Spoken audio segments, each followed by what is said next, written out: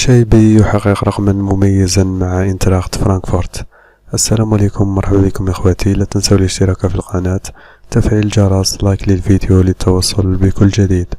تواجد الدولي الجزائري ولاعب انتراخت فرانكفورت الألماني فارس شايبي في قائمة أحسن الممررين الحاسمين في منافسة دوري المؤتمرات الأوروبية. احتل متوسط ميدان الخضر فارس شايبي المركز الثاني في قائمة أحسن الممررين الحاسمين في منافسة دوري المؤتمرات الأوروبية.